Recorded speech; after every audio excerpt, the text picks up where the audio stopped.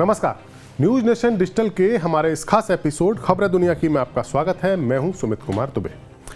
देश में लोकसभा चुनाव का ऐलान हो चुका है। सभी पार्टियां अपने अपने प्रचार में जुटी हैं। इसी सिलसिले में रविवार को मेरठ में आयोजित एक रैली में पीएम मोदी ने कच्छतीव द्वीप का मसला उठाकर कांग्रेस पार्टी पर तगड़ा निशाना साधा। एक आरटीआई के हवाले मिली जानकारी के मुताबिक उसमें आरोप लगाया जा रहा है कि देश के पहले पीएम यानी पंडित नेहरू भारत और श्रीलंका के बीच स्थित इस छोटे से द्वीप को लेकर इंटरेस्टेड नहीं थे और उनके बाद उनकी बेटी और देश की तीसरी पीएम इंदिरा गांधी ने इस द्वीप को श्रीलंका को सौंपकर भारत की सुरक्षा और अखंडता के साथ समझौता किया। ऐसे आरोप लगाए जा रहे हैं और ये कोई पहली बार नहीं है जब मोदी ने इस मसले को लेकर कांग्रेस को कटघरे में खड़ा किया हो। पिछले साल 10 अगस्त को जब लोकसभा में विपक्ष के लाए विश्वास प्रस्ताव का वो जवाब दे रहे थे, तब उन्होंने यानी पीएम मोदी ने भारत के दक्षिणी छोर पर स्थित या उससे आगे मौजूद कच्छतीव द्वीप का मसला उठाया था। भारत और श्रीलंका के बीच पाक जलडमरू मध्य में स्थित इस द्वीप को लेकर भारत में पिछले कई सालों से चर्चा चल रही है। इस वीडियो में हम बात करेंगे कि आखिरकार इस द्वीप में ऐसा क्या खास है जिसे बीजेपी ने लोकसभा चुनाव में अहम मुद्दा बना लिया है। हम आपको इस द्वीप के इतिहास और भूगोल से भी रूबरू कराते हैं। पहले बात भूगोल की करते हैं।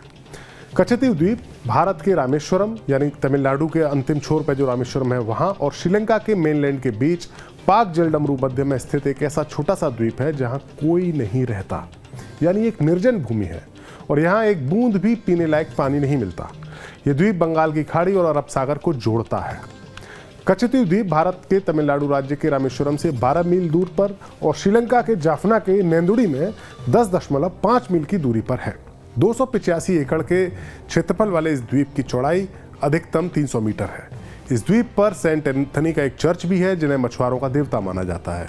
हर साल इस चर्च में एक त्योहार मनाया जाता है, एक फेस्टिवल मनाया जाता है और भारत और श्रीलंका दोनों ही देशों के मछुआरे उसमें शिरकत करते हैं। मूंगे की चट्टानों के चलते इस इलाके में बड़े जहाज़ों का आवागमन नहीं हो सकता है। माना जाता है कि 14वीं शताब्दी में एक ज्वालामुखी के विस्फोट के बाद इस द्वीप का निर्माण हुआ था। इस द्वीप को लेकर भारत और श्रीलंका के बीच का विवाद भी काफ़ी पुराना है। जब भारत में अंग्रेजों का राज था, ब्रिटिश राज के वक्त भारत और श्रीलंका दोनों के मछुआरे इस द्वीप के इर्द गिर्द मछलियां पकड़ा करते थे। श्रीलंका पर भी अंग्रेजों का ही राज था। यह द्वीप रामनाथपुरम के राजा के अधिकार में हुआ करता था और बाद में भारत में जब अंग्रेजों का राज स्थापित हुआ तो फिर यह द्वीप मद्रास प्रेसिडेंसी के अधीन आ गया। मद्रास हाई कोर्ट ने एक मामले में फैसला देते हुए कहा था कि यह द्वीप भारत में जो ब्रिटिश राज था उसका अभिन्न हिस्सा था। साल 1921 में भारत और श्रीलंका के बीच इस द्वीप को लेकर विवाद भी हुआ, लेकिन कोई नतीजा सामने नहीं आया।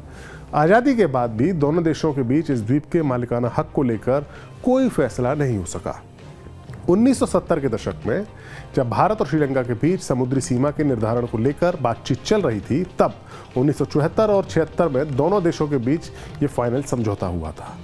उस वक्त इंदिरा गांधी भारत की पीएम थी और श्रीमावो भंडारनायके श्रीलंका की राष्ट्रपति थी। इस समझौते के तहत कच्छतीव द्वीप श्रीलंका के पास चला गया और इस समझौते के तहत भारत के मछुआरों को इस द्वीप पर बिना वीजा के आराम करने, अपने जाल को सुखाने और सेंट एंथनी के फेस्टिवल में शामिल होने की इजाज़त थी। यहाँ तक कोई समस्या नहीं थी। समस्या तब शुरू हुई जब भारतीय मछुआरों ने इस इलाके में मछली पकड़ना शुरू कर दिया। इसके लिए वो बॉटम ट्रोलर्स का इस्तेमाल किया करते थे, जिस पर श्रीलंका में पाबंदी लगी थी। लिट्टे की बगावत के चलते श्रीलंका ने इस इलाके में अपने मछुआरों के आवागमन पर रोक लगा दी थी, यानी श्रीलंका के मछुआरे यहाँ मछली पकड़ने नहीं आते थे, तो भारत के मछुआरों को कोई समस्या नहीं होती थी।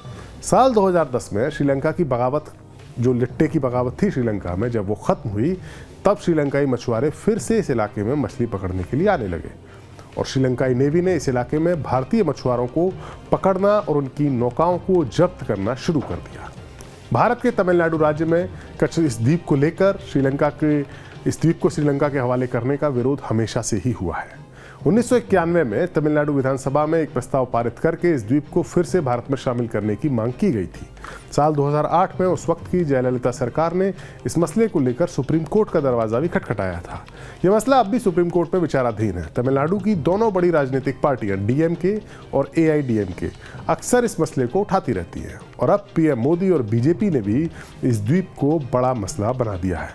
लेकिन सवाल ये भी है, कि क्या भारत सरकार इस द्वीप को लेकर किए गए इंदिरा गांधी के समझौते को तोड़ देगी, और अगर भारत ने एक तरफा तरीके से समझौते को तोड़ा तो क्या श्रीलंका भारत को इंटरनेशनल कोर्ट में नहीं घसीटेगा। ऐसा ही एक वाकया और हुआ था जब साउथ चाइना सी में मछली पकड़ने के अधिकार को लेकर एक विवाद हुआ था चीन और फिलीपींस के बीच, जिसमें इंटरनेशनल कोर्ट ने फिलीपींस के हक में फैसला दिया था, लेकिन चीन ने उसे मानने से इनकार कर दिया था। अब देखना यह होगा कि इस द्वीप के मसले को लेकर पीएम मोदी का रुख आगे क्या रहता है। क्या वो इस मसले पर सिर्फ कांग्रेस की आलोचना करने तक ही सीमित रहेंगे, या अगर उनकी सरकार बनती है, तीसरा टर्म उनको मिलता है, तो वो इस समझौते को रद्द करने को लेकर भी कोई बड़ा फैसला करेंगे। ये अपने आप में एक बड़ा सवाल है। हमारा वीडियो आपको कैसा लगा, अपनी राय हमें ज़रूर दें। नमस्कार।